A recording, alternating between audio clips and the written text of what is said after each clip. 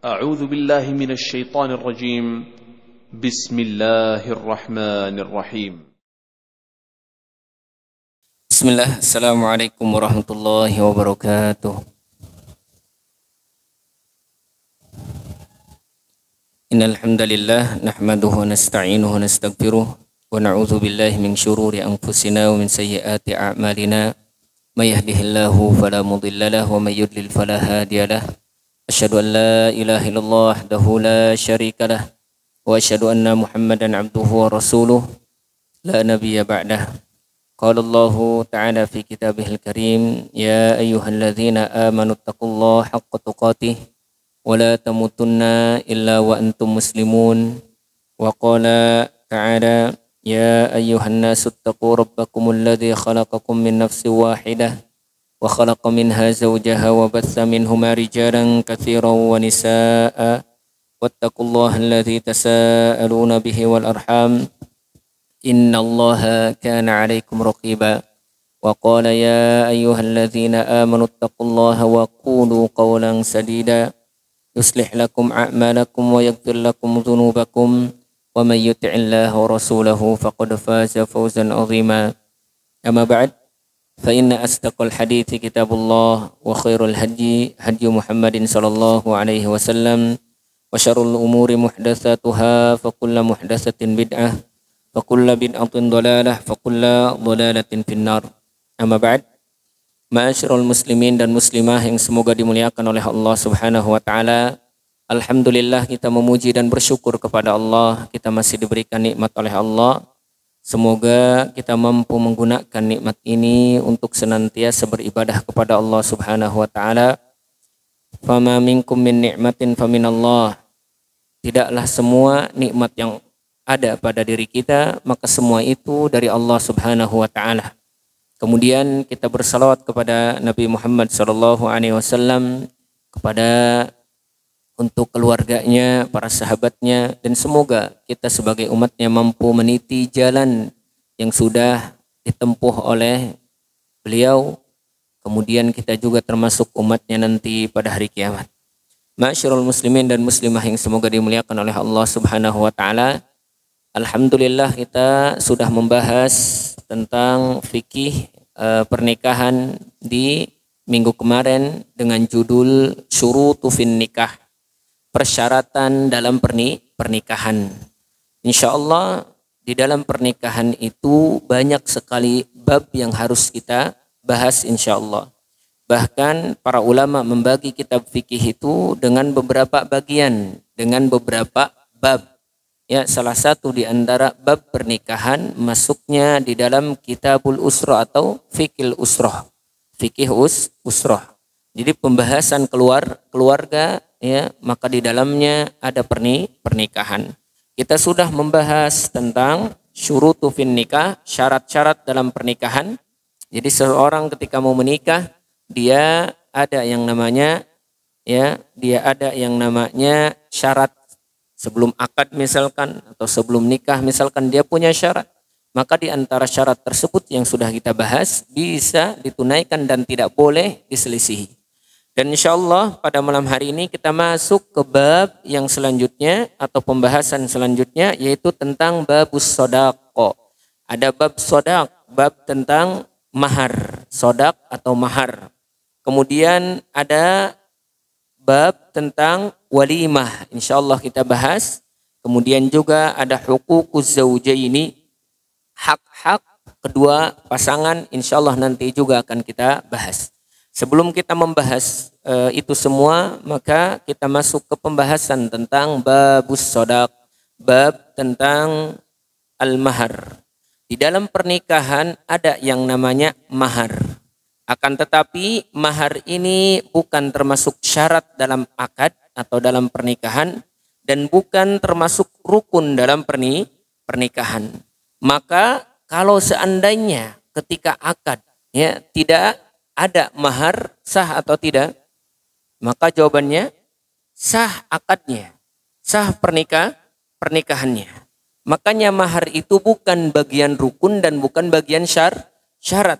Hanya saja para ulama jumhur mengatakan Mahar bukan rukun dan bukan syarat, akan tetapi wajib ditunaikan untuk siapa? Untuk perempuan dari laki-laki. Makanya insya Allah di dalam pembahasan fikih tentang mahar ini kita akan membahas setidaknya apa itu mahar, apa dalil yang membolehkan dan mewajibkan mahar, kemudian hukumnya apa mahar tersebut. Sehingga di dalam pernikahan itu kenapa sangat ditekankan untuk diberikan kepada perempuan. Masyarul muslimin dan muslimah yang semoga dimuliakan oleh Allah Subhanahu wa taala.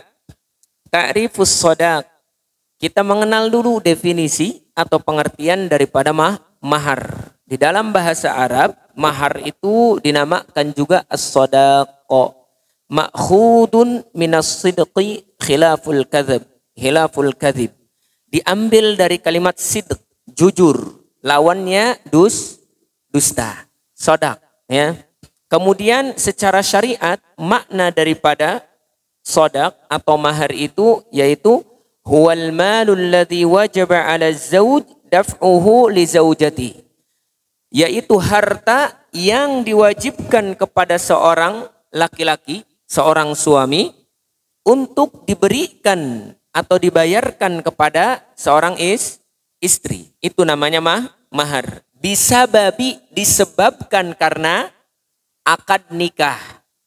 Bisa babi akdun nikah, disebabkan karena pernikahan, ya. Kemudian apa kata para ulama? Wasummiyas shadaq shadaqan li isy'arihi bisidqi ragbatin badilihi. Kenapa dikatakan shadaq? Ya, mahar itu kenapa dikatakan shadaq di dalam bab fikih? Maka kata para ulama li isy'arihi, untuk menunjukkan bisidqi, ya, kejujuran dia, ragbatin, terhadap keinginannya untuk menikah dengan perempuan. Maka ada yang namanya mahar. Makanya dinamakan juga shadaq. Kemudian apa? Wa yusamma aidan, dan shadaq atau mahar itu juga nama lainnya selain shadaq yaitu nihlah.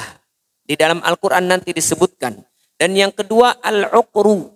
Uqur, ya, itu juga termasuk mahar. Jadi kalau kita sering mendengar shadaq dalam pembahasan syekh atau mungkin pembahasan fikih yang lainnya, berarti menandakan bicara tentang mahar. Kalau bicara tentang nihlah di dalam Al-Qur'an disebut sebagaimana yang disebutkan oleh Allah Subhanahu wa taala, wa atun nisaa saduqatihinna nihlah. Berikanlah perempuan itu saduqatihinna nihlah. Sebagai maharnya atau nihlah itu. Kemudian uqur juga termasuk apa? Termasuk salah satu di antara nama daripada al-mahar. Maka kita simpulkan bahwasanya secara syar'i mahar itu harus berupa harta, kemudian hukumnya dia wajib dikeluarkan dari suami untuk istri disebabkan karena akad nikah. Ya, ini apa yang disebut dengan mahar. Kemudian masyru'iyatuhu, apa sih syariat yang dalil yang menjelaskan tentang apa? Yang menjelaskan tentang mahar ini. Dari mana diambilnya? Dari mana syariatnya? Maka kata para ulama, al-aslu fi masyru'iyatis shadaq al-kitab wa sunnah wal ijma'. Ya, landasan syariatnya, kenapa ada syariat mahar diambil dari Al-Qur'an, dari sunnah dan dari ijma' para ulama. Sebagaimana dalam Al-Qur'an disebutkan tentang mahar, wa atu an-nisaa saduqatihinna nihlah. Berikanlah perempuan-perempuan yang engkau akan nikahi itu maharnya. Itu satu dalam Al-Qur'an. Di ayat yang lain Allah Subhanahu wa taala mengatakan, famastamta'tum bihi minhunna fa'atuhunna ujurahunna. Siapa yang ingin menikahi perempuan maka berikan ujurahunna atau maharnya. Ya. Mahar terkadang disebutkan dengan kalimat-kalimat yang tidak kita ketahui, ya, langsung secara kalimat mahar. Tapi terkadang dengan kata atau kalimat yang lain, ya. Maka ini dalil bahwasanya mahar termasuk syariat. Bahkan di dalam hadis Rasulullah Shallallahu Alaihi Wasallam ketika didatangi Rasulullah oleh seorang perempuan di dalam hadis Sahal ibnu Sa'ad radhiyallahu taala anhu, qala atat imra'atun an-nabiyya sallallahu alaihi wasallam faqalat, datang seorang perempuan kepada Nabi, kemudian dia mengatakan kepada Nabi sallallahu alaihi wasallam, wahabtu nafsi lillahi wa li rasulih, aku menghibahkan diriku untuk Allah dan Rasulnya. Maksudnya apa ya Rasulullah? Nih diriku, silahkan nikahi aku, ya aku hibahkan diriku untuk Allah dan Rasulnya. Kemudian apa kata Rasulullah Shallallahu Alaihi Wasallam? Rasulullah sejenak melihat dari atas ke bawah, ya, dilihat oleh Rasul dari atas ke bawah.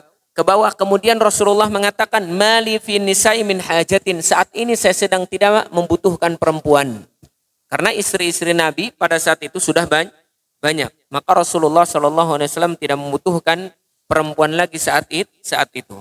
Faqala rajulun, datang seorang laki-laki kepada Rasul berbicara seorang laki-laki kepada Rasul Shallallahu Alaihi Wasallam, ya Rasulullah, kalau engkau tidak mau zawajniha, nikahkan dia dengan aku. Nikahkan dia, si perempuan ini, dengan aku. Kalau engkau tak ada keinginan untuk dengannya, maka berikan kepada saya supaya saya menikahinya. Kemudian kata Rasulullah Shallallahu Alaihi Wasallam secara singkat hadisnya, a'tiha thawban. Kemudian kata Rasulullah, berikan dia baju, berikan dia pakaian. Di sini dalil bahwasanya mahar itu penting. Sampai walaupun kita tak punya mahar, karena si laki-laki tadi di zaman Nabi ini, yang ketika datangnya Rasulullah, kalau engkau tidak mau berikan ke saya, ya, maka Rasulullah mengatakan di dalam hadis yang panjang ini, apakah ada sesuatu yang bisa engkau berikan? Ya Rasulullah, wallahi ma indi syai'. Ya Rasulullah, aku enggak punya apa-apa. Ya. Kemudian apa kata Rasulullah? A'tiha walau khataman min hadid. Berikan sekalipun hanya cincin dari besi. Ya Rasulullah, aku tak punya sesuatu. Apa yang kau punya kecuali izari? Aku hanya punya apa? Hanya punya sarung saja. A'ti thawban. Maka berikanlah dia pakaianmu yang bisa dia pakai. Di sini dalil kata para ulama, mahar itu harus diberikan sekalipun sedikit. Ya, sekalipun sedikit. Sekalipun cincin dari besi. Sekalipun mungkin kita hanya punya pakaian. Ya, akan kita bahas nanti beberapa perkara berkaitan tentang mahar, bolehkah banyak atau sedikit, boleh bagusnya mana di antara banyak dan sedikit, bagusnya yang mana, insyaallah nanti kita bahas. Kemudian di dalam hadis yang lain, Abdurrahman bin Auf di dalam riwayatnya bahwasanya dia didatangi oleh Rasul atau dia bertemu dengan Rasul, kemudian Rasul mengatakan kepadanya, Mahyam. Apa Mahyam? Hei, ntar dulu. Sini. Masya'nuka wa ma amruk. Ini apa urusanmu ini? Ada sesuatu kayaknya nih. Kenapa ini bajumu kuning-kuning? Dilihat oleh Rasulullah SAW bajunya menguning. Kemudian kata Abdurrahman bin Auf, beliau mengatakan, ya Rasulullah, tazawwajtu imra'atan, aku menikahi perempuan. Kemudian kata Rasulullah, ma asdaqtaha, apa yang kau berikan kepadanya? Apa yang menjadi mahar kamu untuknya? Kemudian kata Abdurrahman bin Auf, waznun nawatu minadz zahab, kurang lebih emas yang sekecil biji kurma. Berapa gram itu emas sekecil biji kurma? Ya 10 gram mungkin ada ya. Cincin saja 10 gram lumayan gede ya. Ini emas sekecil biji kurma, ya, murni, diberikan sebagai mahar. Kemudian kata Rasulullah Shallallahu Alaihi Wasallam, barakallahu lak aulim walau bisyat. Barakallah, semoga Allah memberkahi dirimu. Di sini dalil tadi bahwasanya apa yang kau sudah berikan kepada perempuan tersebut. Maksudnya kata para ulama di sini dalil bahwasanya kalau engkau menikah, berikan sesuatu sebagai mahar kepada perempuan atau kepada istri.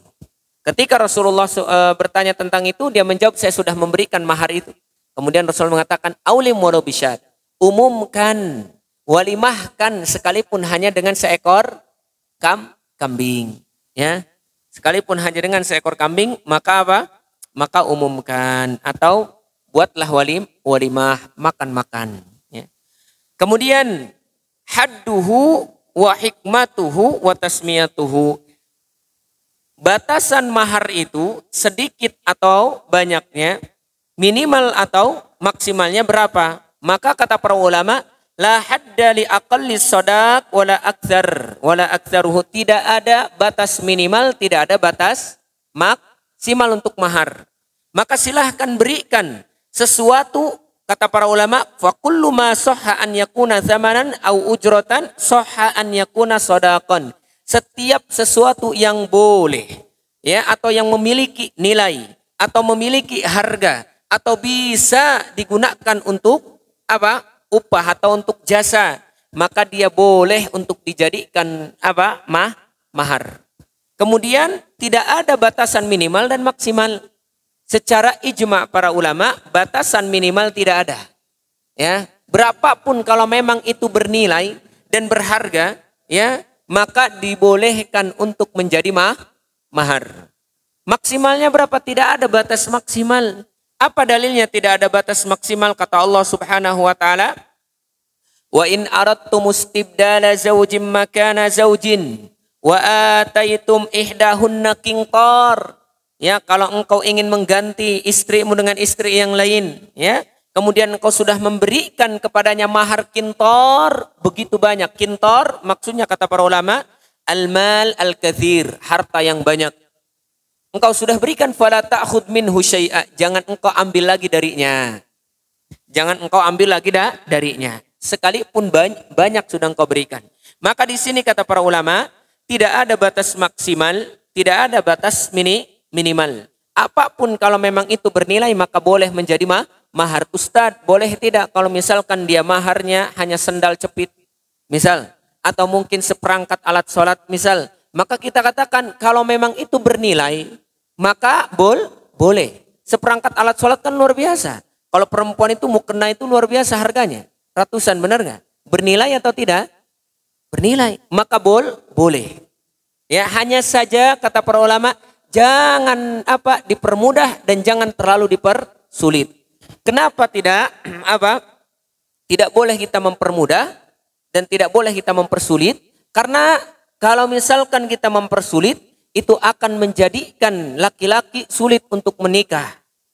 Dan kalau dipermudah, itu banyak perempuan nanti yang akan terzalimi. Ya, dimasak bodohkan, diacuhkan oleh siapa? Oleh laki-laki. Maka Islam mengajarkan kita untuk mengambil pertengahan. Ambil yang tengah-tengah. Atau ambil sesuai dengan kemampuan. Jadi jangan sampai ini mau orang mampu ngasih mahar rendah. Ya, ngasih mahar yang rendah, sendal cepit doang misalkan, atau seperangkat alat sholat doang. Padahal dia punya banyak harta. Maka tidak demikian. Ya, maka tidak demikian. Kecil menurut kadar masing-masing. Boleh jadi kecil menurut kita, besar menurut orang lain. Boleh jadi besar menurut orang lain atau kecil menurut orang lain, menurut kita besar. Ya, maka tergantung kemampuan dan kondisi harta masing-masing. Masyarul muslimin dan muslimah yang semoga dimuliakan oleh Allah Subhanahu wa taala. Apa sih hikmah daripada adanya mahar dalam pernikahan? Maka kata para ulama, salah satu di antara hikmah disyariatkannya mahar dalam pernikahan yaitu izharu sidqi ragbatiz zauj fi mu'asyaratiz zaujatihi, supaya menunjukkan bukti kejujuran dia bahwasanya dia ingin menikahi seorang perempuan yang menjadi istrinya. Kalau dia benar-benar ingin menikahi dan mempergauli seorang perempuan, maka tentunya pasti dia akan memberikan maharnya. Ya, kalau misalkan dia tidak jujur dengan keinginannya itu, dia tidak mungkin memberikannya. Maka bisa kelihatan. Kalau orang yang tak mau memberikan mahar, ya sudah jelas pasti keinginannya setengah-setengah. Atau pasti kejujurannya setengah-setengah untuk bermuamalah dengan seorang istri. Maka disinilah kenapa hikmah adanya mahar untuk perempuan. Kemudian wabina hayati zaujiyah karimah. Kemudian supaya apa? Membangun kehidupan rumah tangga yang mulia. Ya, dengan mahar. Ketika perempuan dikasih mahar, akan ada kegembiraan tersendiri dari perempuan. Sehingga nanti rumah tangga akan mulia. Seorang istri menghormati suaminya. Seorang suami menghargai istrinya. Ya, maka Di sini kenapa mahar dianjurkan? Salah satu di antara hikmahnya untuk membangun kehidupan yang mulia dalam rumah tangga dan untuk menunjukkan kejujuran seorang laki-laki ketika ingin menikah. Masyarul muslimin dan muslimah yang semoga dimuliakan oleh Allah Subhanahu wa taala. Kemudian apa? Al-hikmatu fi ja'lis shadaqu biyadi ar-rijal. Kenapa juga hikmah adanya mahar di tangan laki-laki bukan perempuan? Jadi mahar itu kenapa dari laki-laki bukan dari perempuan? Kenapa? Maka kata para ulama, ja'alal islamu as-shadaqu ala az-zawj. Kenapa Islam menjadikan mahar itu di tangan laki-laki? Ragbatan minha fi siyanatil mar'ah, supaya apa? Ada penjagaan dari seorang laki-laki untuk perempuan. Ya. Dan supaya seorang laki-laki itu memuliakan perempuan, tidak menganggap remeh seorang perempuan. Tidak meremehkan perempuan. Si itu mau aja sama saya tenang aja, nggak usah dikasih mahar, nggak mau aja. Maka apa? Maka Islam memuliakan perempuan sehingga tidak mudah, ya, dan tidak dilecehkan dan tidak dianggap remeh seorang perempuan. Kenapa? Mahar itu berada di tangan laki-laki, ya. Ma'asyiral muslimin dan muslimah yang semoga dimuliakan oleh Allah Subhanahu wa taala. Dan laki-laki juga punya tanggung jawab untuk memberikan nafkah berupa harta. Dan di antara nafkah harta yaitu mahar. Di antara nafkah harta itu mahar. Kemudian untuk siapa sih milkiyatu as-shadaq? Punya siapa ini mahar? Kalau sudah diberikan oleh suami, punya siapa ini? Apakah punya perempuan? Apakah punya laki-laki suaminya? Apakah punya keluarga perempuan? Atau punya keluarga laki-laki? Maka kata para ulama, as-shadaqu milku lizaujah wahdaha. Mahar itu milik istri sepenuhnya. Bukan milik apa? Suami istri. Bukan milik keluarga perempuan, tapi hanya milik seorang istri sendirian. Jadi bebas, terserah dia gunakan mahar itu untuk apa? Terserah dia, tak perlu izin kepada suami, tak perlu izin kepada keluarganya, tak perlu izin kepada keluarga si suami, enggak. Karena kenapa? Karena mahar itu punya perempuan, punya istri yang diberikan oleh suami, ya. Wala haqqa li ahadin fihi min auliyaiha. Tidak ada hak bagi satu orang pun di antara keluarga si perempuan. Jadi enggak boleh seorang ibu atau bapak ketika diberikan mahar oleh suaminya mengatakan, sini mahar kamu saya jual aja ya untuk ganti apa? Untuk ganti tenda, untuk ganti makan, untuk ganti ini, nggak bisa. Itu hak siapa? Itu hak si istri. Kecuali kalau memang si istrinya udah nih Pak, saya ikhlas, saya ridho, silahkan. Ya, maka itu pemberian namanya. Tapi kalau diambil dengan paksa, ini punya kamu ini buat nikah ini butuh tenda, butuh apa? Ya, suruh sehari riwuh. Ya, maka apa? Maka hak si istri, bukan hak mustarak atau bukan hak barengan, ya. Kemudian ma'asyiral muslimin yang semoga dimuliakan oleh Allah Subhanahu wa taala dan muslimah, maka tidak ada apa? Tidak ada yang bisa memilikinya kecuali istrinya saja, ya. Ma'asyiral muslimin, kemudian tasmiyatus shadaq fil aqdi. Di sini ada pertanyaan, bolehkah menamakan atau menyebutkan akad atau menyebutkan mahar ketika akad? Silahkan, boleh. Ya, kalau kita rata-rata mahar itu disebutkan di awal, benar tidak? Padahal kalau misalkan kita menikah kemudian tidak disebutkan mahar, boleh saja. Nanti kita bahas itu dalam pembahasan selanjutnya. Jadi kalau misalkan seorang bapak menikahkan, saya nikahkan kamu dengan anak saya, ya. Kemudian kemudian yang laki-laki menjawab, saya terima, qabiltu, sah pernikahan. Sah pernikahan. Karena kemarin kita sudah bahas rukun dan syarat pernikahan. Dan mahar bukan bagian dari rukun dan bukan bagian dari syarat. Jadi kalau tidak ada mahar pun tidak disebutkan di awal, sah atau tidak sah. Ya. Kemudian nanti mahar itu menyusul. Kalau seandainya mahar itu apa? Mahar itu disebutkan di awal, maka disebut dengan mahrul musamma. Mahar yang disebutkan di awal. Ya, mahar yang disebutkan di awal, ya. Maka kalau seandainya mahar itu disebutkan di awal, kata para ulama, yusannu tasmiyatu shadaq fi aqdi zawaj wa tahdiduhu. Kalau ingin disebutkan di awal, sekalian sebutkan berapa mahar yang akan diberikan. Sekalian mahar berapa yang akan diberikan. Adapun dalam pemberiannya kepada istri, boleh secara kontan, boleh secara dibayar hutang misalkan, ya. Maka boleh, ya. Kenapa? Karena Rasulullah SAW di dalam beberapa pernikahannya tidak pernah atau jarang sekali menyebutkan mahar, dan terkadang juga menyebutkan mahar di dalam pernikahan. Kenapa sih rata-rata kalau di kita mahar itu disebutkan di awal? Maka kata para ulama, li'anna fi tasmiyatihi daf'an lil khusumah, untuk mencegah pertikaian dan permusuhan. Khawatir ketika disebutkannya nanti atau diberikan maharnya nanti, ternyata apa? Ternyata bohong si laki-laki. Tinggalinlah, saya memang belum ngasih mahar ini, misalkan. Keenakan, maka mahar ini sebagai apa kata para ulama? Sebagai apa? Sebagai bukan bayaran ya namanya. Sebagai pengganti engkau telah menghalalkan, ya, kemaluan si perempuan. Kalau sudah kita halalkan, sudah kita gauli, kemudian kita belum bayar mahar rata-rata apa? Nyari yang lain. Ya, dikasihkan mahar itu kepada yang lain. Maka kata para ulama, kenapa disebutkan mahar di awal? Supaya mencegah dari yang namanya apa? Permusuhan atau pertikaian, sehingga tidak terjadilah yang namanya kerusakan dalam rumah tangga. Ya, kenapa disebutkan di awal? Akan tetapi kalaupun tidak disebutkan di awal, boleh tidak? Boleh, sah pernikahan, ya. Sah pernikahan. Syurutul mahar, masyarul muslimin dan muslimah yang semoga dimuliakan oleh Allah Subhanahu wa taala. Kemudian kita bahas tentang syarat mahar.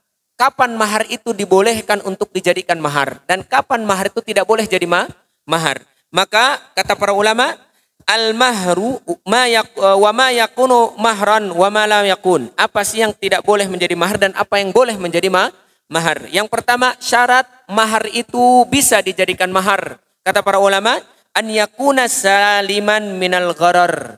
Harus mahar itu aman, atau an yakuna malan mutaqawwaman, harus berupa harta yang berharga atau yang bernilai, yang memiliki harga, yang memiliki nilai. Enggak boleh seseorang itu memberikan mahar, saya berikan mahar batu 1 biji misalkan, atau kerikil 1 misalkan. Ya, jadi maharnya bukan sesuatu yang tidak bernilai. Harus mahar itu bernilai. Sesuatu yang bernilai apa saja itu? Sesuatu yang bernilai. Apa yang kira-kira kita miliki bernilai? Kita punya apa misalkan? Ya, kita nggak punya uang. Jadi nggak harus uang, nggak. Barang kalau itu bernilai nggak jadi masalah, silahkan. Ya, jadi jangan sampai ketika memberikan mahar sesuatu yang tidak bernilai. Misalkan peci, ya, yang sudah buluk misalkan, buat apa? Ya, dijual pun nggak ada nilainya. Kalau masih baru misalkan harganya mahal, ya nggak jadi masalah. Pokoknya harus bernilai. Atau mungkin dikasih uang 50 perak, ada nilainya atau tidak? Nggak bisa, ya. Tapi kalau dikasih uang 1 perak bernilai atau tidak? Uang 1 perak bernilai. Sekarang kan dicari tuh 1 perak itu jadi uang apa? Jadi uang kuno itu dikumpulkan bisa 1 juta harganya. Ya, maka silahkan. Tapi kalau sesuatu yang udah jelas 50 perak itu enggak bernilai, maka jangan. Tidak boleh. Kemudian mubahan, mahar harus sifatnya mubah, tidak boleh sesuatu yang haram. Tidak boleh sesuatu yang haram, ya. Tidak boleh. Seperti apa yang haram? Tidak boleh ngasih mahar misalkan alat musik, ya, gitar misalkan, drum misalkan, atau yang lainnya. Lah, tidak boleh. Atau mungkin minum-minuman keras, khamar, atau mungkin misalkan apa? Sesuatu yang haram misalkan. Pokoknya sesuatu yang haram tidak dibolehkan untuk jadi mahar, harus yang mubah. Kemudian mimma yajuzu tamlikuhu wa bai'uhu wa intifa'u bihi. Harus sesuatu yang bisa dimiliki. Jadi mahar itu bisa dimiliki. Enggak, saya berikan mahar kepada kamu burung yang terbang di atas. Silahkan itu punya kamu. Gimana ngambilnya? Atau mungkin misalkan saya jadikan mahar misalkan sapi yang ada di hutan atau misalkan sapi ini liar, ya misalkan kerbau liar misalkan, nggak bisa. Atau mungkin dia jadikan mahar milik orang lain. Saya berikan mahar kepadamu tanah di samping rumah saya, tapi nggak tahu tanah siapa misalkan, maka nggak boleh. Harus sesuatu yang bisa dia miliki atau perempuan miliki. Kemudian wabai'uh, dan bisa dijual. Sesuatu yang bisa dijual. Kalau seandainya tak bisa dijual maka tidak boleh, ya. Wal intifa'u bihi, atau bisa dimanfaatkan. Bisa dimanfaatkan sebagaimana Rasulullah SAW ketika bertanya, apa yang kau punya? Saya enggak punya khatam min hadid. Apa yang kau punya? Saya punya izar ya Rasulullah. Saya hanya punya pakaian, saya punya sarung doang. Berikan izarmu. Bisa dipakai atau tidak? Baik, seperangkat alat sholat bisa dipakai atau tidak? Boleh tidak jadi mahar? Di kita mah apa biasanya? Seperangkat alat sholat dibayar tunai. Maka boleh, silahkan. Sesuatu yang bisa dimanfaatkan ya untuk ibadah dan yang lainnya boleh. Maka boleh dijadikan mahar sesuatu yang bisa dijual, dimanfaatkan dan bisa dimiliki oleh si perempuan. Fala yajuzu bi khamr, tak boleh menjual memberi mahar dengan khamr, dengan khinzir, babi. Wa mal maqsub ya'lamanihi, dan tak boleh dengan harta yang dapat mencuri. Dan kedua orang ini tahu, laki-laki dan perempuan itu hasil mencuri misalkan. Ya, maka tidak boleh jadi mahar. Yang kedua, an yakuna saliman minal gharar. Harta itu yang jadi mahar harus aman dari yang namanya gharar. Dari yang namanya gharar, kelicikan, penipuan dan yang lainnya. Jangan sesuatu yang gharar. Ya, maksudnya gharar itu gimana? Saya berikan mahar kepada kamu kendaraan. Ya, harus muayyan. Gharar itu harus disebutkan apa yang mau jadikan mahar. Pokoknya saya berikan mahar. Ya, tiba-tiba setelah nikah nggak dikasih misalkan. Maka kata para ulama harus bersih dari yang namanya gharar, bi an yakuna ma'luman muayyanan, sesuatu yang muayyan, yang ditentukan. Kalau emas ya emas berapa gram. Kalau misalkan perak ya perak berapa gram. Kalau kendaraan ya kendaraan berapa gram. Jadi jangan sifatnya umum, saya berikan mahar kepadamu kendaraan. Tidak disebutkan, ya, kan gharar ini. Tiba-tiba ketika menikah dibawakanlah kendaraannya sepeda. Saya kira mau dikasih Pajero. Ternyata apa? Ternyata sepeda. Maka harus disebutkan supaya tidak menjadi gharar. Fala yasihu bil majhul. Tak boleh juga mahar itu majhul, sesuatu yang tidak diketahui. Ya. Seperti apa? Seperti saya akan berikan kamu mahar berupa rumah, tapi rumahnya tidak disebutkan. Rumah siapanya, di mananya, tempatnya, kemudian punya siapanya nggak disebutkan. Maka ini apa? Majhul, tidak diketahui. Masa iya ketika udah nikah, mana mahar saya yang tadi engkau sebutkan? Apa rumahnya belum dibeli katanya. Maka ini tidak boleh. Ya, atau rumahnya punya orang misalkan, atau rumahnya nggak ada misalkan, maka tidak boleh. Ya. Kemudian tidak boleh sesuatu yang mutlak disebutkan gitu. Ya. Tidak boleh yang disebutkan mutlak, saya akan beri kendaraan tadi seperti tadi. Ya, maharnya kendaraan, tidak disebutkan. Mutlak kendaraan kan umum. Ya, maka tidak boleh. Atau saya berikan mahar berupa buah-buahan yang tumbuh dari pepohonan. Pohon siapa itu? Punya siapa juga buahnya? Bukan punya kita. Ya, maka ini juga tidak boleh. Kemudian kata para ulama, wa ala hadza yasihul marhu bi kulli ma yasluh an yakuna thamanan. Maka dari itu boleh setiap mahar itu yang memiliki harga au ujroh, yang bernilai jasa boleh. Yang bernilai jasa juga boleh, min ainin au dainin au manfaatin. Baik itu berupa benda atau mungkin berupa manfaat atau mungkin sesuatu yang diketahui. Maka ini boleh menjadi mahar. Apa contohnya manfaat atau contohnya ujroh, jasa? Sebagaimana syariatnya Nabi Musa alaihi salatu wassalam. Syariatnya Nabi Musa dipakai di syariatnya Nabi Muhammad sallallahu alaihi wasallam. Jadi ada syariat sebagian para nabi yang tidak boleh dipakai. Ada syariat yang sebagian sepakat syariat Nabi yang dulu dengan Nabi yang sekarang atau dengan Nabi kita sallallahu alaihi wasallam. Sebagaimana syariatnya Nabi Musa ketika apa? Ketika dia seorang soleh ini mau menikahkan Nabi Musa dengan salah satu di antara siapa? Dengan salah satu di antara istri, dengan salah satu di antara anak-anaknya. Sebagaimana kata Allah dalam Al-Qur'an itu apa? Inni uridu an unkihaka ala ihda ibnatai. Ya, hataini ala an ta'jurani zamani hijaj. Aku ingin menikahkan dirimu dengan anakku. Ya, dengan maharnya enggak usah repot-repot. Ya, aku sewa saja untuk menggembala kambingku 8 tahun. Kalau engkau ingin menyempurnakan 10, itu terserah kamu. 10 tahun silahkan. Nabi Musa dinikahkan dengan satu perempuan anak orang soleh ini. Ya, maharnya apa? Jasa dibolehkan. Jadi kalau misalkan kita tak punya apa-apa, boleh dengan jasa. Kalau misalkan istrinya atau calon istrinya itu kaya, maka apa? Maka dia misalkan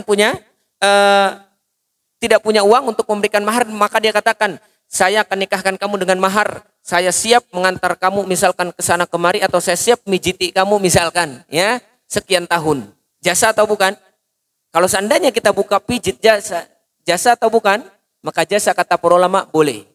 Segala sesuatu yang bernilai, baik itu ujroh jasa ataupun yang manfaat, maka itu dibolehkan menjadi mahar. Sebagaimana hadis Rasulullah SAW, ketika datang seorang laki-laki ingin menikah, melihat perempuan dia ingin menikah, ditanya kamu punya apa? Enggak punya apa-apa. Coba punya enggak cincin dari besi? Enggak punya. Punya enggak pakaian atau yang lain? Enggak punya. Diam saja, termenung sekali-kali, diam dia. Bingung, melihat pengen nikah. Rasulullah pun pada saat itu terdiam. Karena melihat kedua orang ini saling cinta, ingin menikah, tak punya apa-apa. Kemudian Rasulullah SAW mengatakan, ya, hal ma'aka minal Qur'an. Apakah kamu punya hafalan Al-Quran? Kemudian kata beliau, naam ya Rasulullah, ana hafal surat kada wa kada. Saya hafal surat ini dan ini. Kemudian kata Rasulullah, zawwajtuka. Saya nikahkan engkau dengannya, ya, bima fihi minal Qur'an. Apa yang engkau miliki dari Al-Quran. Untuk apa? Untuk mengajarkannya, bukan untuk menyebutkannya atau membacanya. Mengajarkan Al-Quran, karena zaman dahulu bisa baca Al-Quran itu atau menghafal Al-Quran itu sesuatu yang luar biasa. Harus kesana dan kemari mendengarkan Al-Quran ini. Ya, maka boleh kata para ulama di situ, kalau seandainya dia tak punya harta sama sekali, ya, boleh dia memberikan mahar dengan jasa. Kalau dia punya Al-Quran, dia harus harus mengajarkan Al-Quran tersebut. Sampai kapan? Sampai selesai pengajarannya. Apa yang ada dalam Al-Quran itu tajwidnya, apa yang ada dalam Al-Quran itu maknanya, apa yang ada dalam Al-Quran itu misalkan tafsirnya, ajarkan kepada istrinya sebagai mahar, bukan bacaannya. Saya bacakan surat Ar-Rahman lah. Ya, bukan itu yang dimaksud mahar dengan Al-Quran. Surat Ar-Rahman biasanya kan rata-rata gitu. Tapi mengajarkan Al-Quran yang dia miliki. Masyaallah muslimin dan muslimah yang semoga dimuliakan oleh Allah Subhanahu wa taala. Kemudian ta'jilu al-mahr wa ta'jiluhu. Ta'jilul mahr wa ta'jiluhu. Menyegerakan mahar dan mengakhirkannya. Boleh tidak? Boleh menyegerakan mahar, boleh mengakhirkan mahar. Sebagian atau semuanya. Boleh disegerakan semuanya, boleh diakhirkan semuanya. Boleh disegerakan semuanya, boleh sebagian disegerakan. Maksudnya dibayar ngutang atau dibayar nyicil misalkan. Saya terima nikahnya Fulanah binti Fulanah dengan mahar misalkan 10 gram emas, dibayar nyicil misalkan. Silakan boleh. Ya, boleh. Boleh disegerakan atau boleh nanti. Boleh disegerakan atau boleh nanti, ya. Nanti kita akan bahas, ya, tentang mahar juga berkaitan tentang disegerakan dan tidak disegerakan. Masyaallah muslimin dan muslimah yang semoga dimuliakan Allah Subhanahu wa taala, kembalikan kepada urf, kebiasaan masyarakat kita. Kalau seandainya kebiasaan masyarakat kita disegerakan, ya segerakan. Kalau seandainya di masyarakat kita disegerakan, ya silahkan disegerakan, tak jadi masalah. Bisyartin alla yakunal ajrul majhulan. Akan tetapi kalau seandainya mau ditunda nanti tidak boleh ditunda dengan waktu yang tidak terpenuhi. Tenang aja, pokoknya mah nanti akan saya berikan selama kamu hidup sama saya maharnya. Maka tidak boleh. Karena boleh jadi nanti dia lupa, akhirnya apa? Menganggap remeh itu mahar. Harus ditunaikan. Nanti aja kalau dia mau menantikan maharnya harus ditunaikan. Nanti saya bayar setelah 1 bulan. Kalau saya gajian saya berikan. Ya, atau 2 bulan. Harus ditentukan. Tapi kalau misalkan tenang aja selama kamu masih sama saya, akan saya berikan mahar. Bagaimana kalau sudah enggak? Mahar belum diberikan, sudah talak misalkan. Maka itu kan gharar namanya. Maka tidak boleh. Ya. Dan tidak boleh jaraknya jauh kalau mau ditunda. Maharnya, saya terima nikahnya Fulanah binti Fulanah. Cukup dia itu, sah pernikahan. Kemudian nanti ngomong kapan memberikan maharnya? Paling nanti. Ya, 2 bulan ke depan, paling lamanya 1 tahun ke depan. Tak boleh lebih lama daripada itu, karena itu bisa menyebabkan gharar. Karena lebih setahun itu terkadang rumah tangga banyak lika-liku dan yang lainnya. Ya, maka harus diberikan mahar. Masyarul muslimin dan muslimah yang semoga dimuliakan oleh Allah, masuk ke pembahasan tentang hukmu al-mughalati fis shadaq, al-mughalati fis shadaq. Hukum tentang gulu dalam mahar. Gulu dalam mahar nih. Berlebihan dalam mahar. Boleh tidak?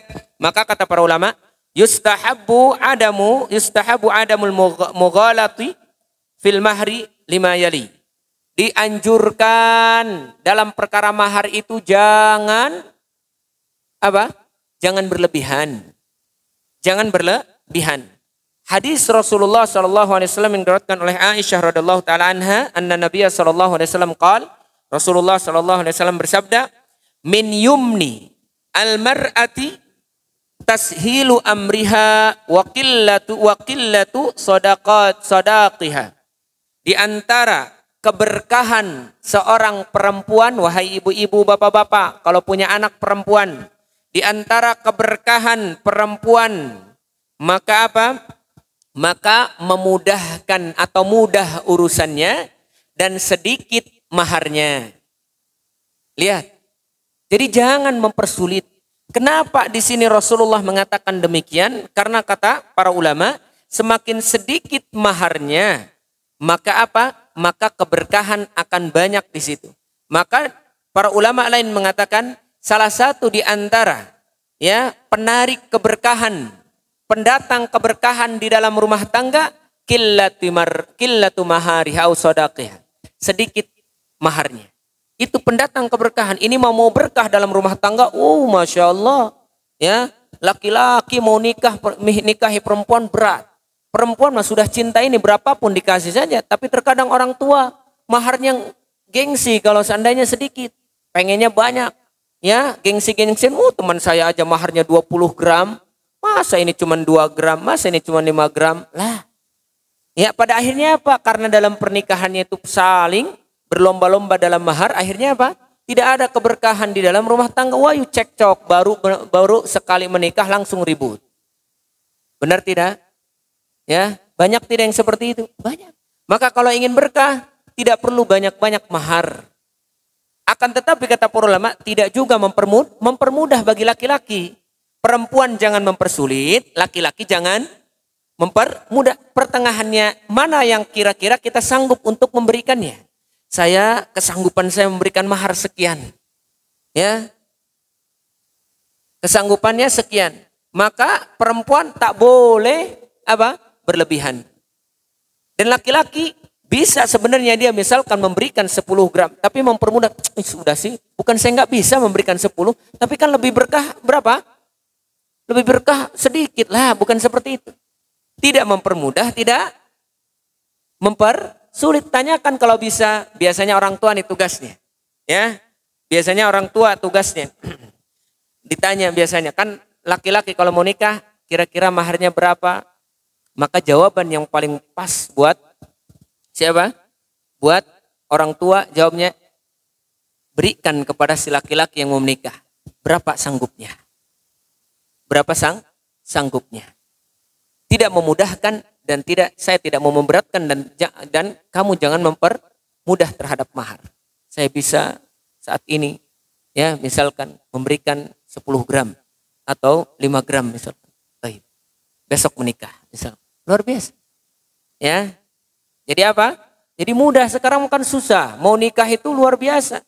Kenapa sekarang itu banyak sekali laki-laki ya yang lajang dan perempuan yang lajang, dan yang paling parahnya kedua perempuan tidak direstui oleh orang tuanya, naudzubillah, sampai bunuh diri disebabkan karena apa? Karena tidak ada kerestuan. Kenapa? Karena uang panainya katanya mahal. Kurang lebih harus 50-100 juta. Wow.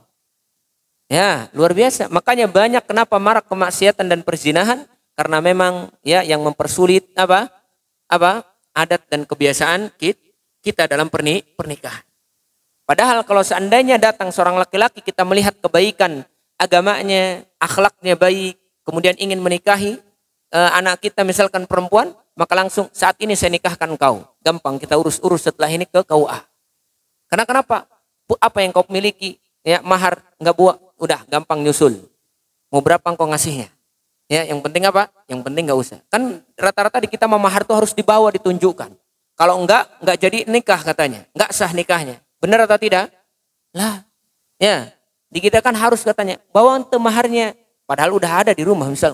Maka tidak wajib sah pernikahan. Ya, duluan waktu nikah itu ditanya bawa maharnya. Wih, ulah poho mah terjadi nikah aja. Itu sah nikahnya. Lah, tidak demikian. Karena mahar bukan syarat dan bukan rukun dalam akad.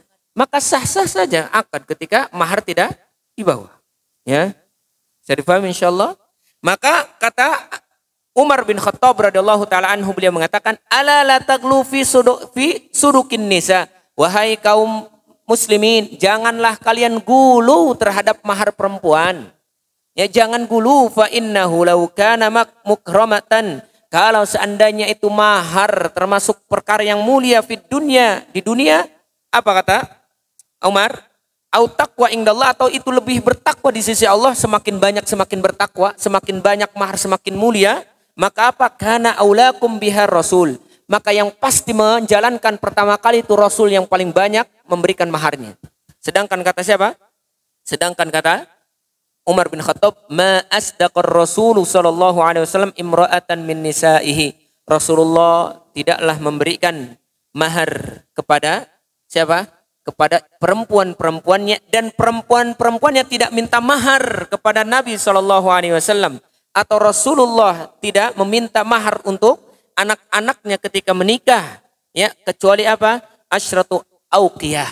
Kecuali 12 auqiyah, 12 dirham. Dirham itu berapa sekarang? Ya. Dirham itu berapa? 1 dirham. 1 dirham berapa?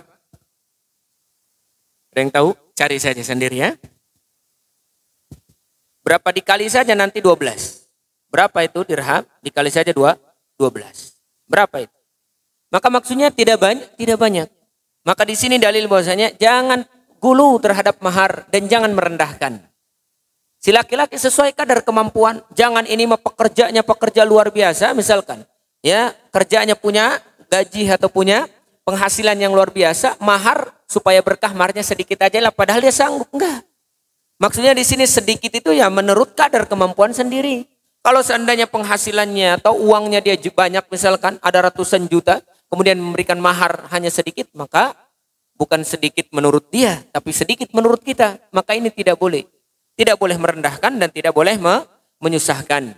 Tidak boleh menyulitkan dari pihak perempuan dan tidak boleh menganggap remeh dari pihak laki-laki. Inilah mahar dalam pernikahan. Maka tidak boleh bagi perempuan untuk apa? Untuk mempersulit laki-laki dalam mahar. Dan bagi laki-laki tak boleh mempermudah dalam mahar berikan. Dan hukum daripada mahar wajib, harus ditunaikan dan diberikan. Ada yang mengatakan sunnah. Mazhab Hanafiyah mengatakan sunnah. Dan tetapi jumhur ulama mengatakan wajib. Ya. Jumhur ulama mengatakan wajib ditunaikan dan diberikan. Maka kalau seandainya ya mahar itu diberikan kepada si perempuan, ya, maka ada nanti pembahasan tentang kapan kalau seandainya diceraikan. Kapan mahar itu diberikan semuanya, kapan mahar itu diberikan setengahnya, kapan mahar itu diberikan mut'ah, kapan diberikan mahar itu apa? Mahar mithli, mahar sesuai dengan urf, dan kapan mahar tidak diberikan kepada perempuan ketika kita mentalaknya.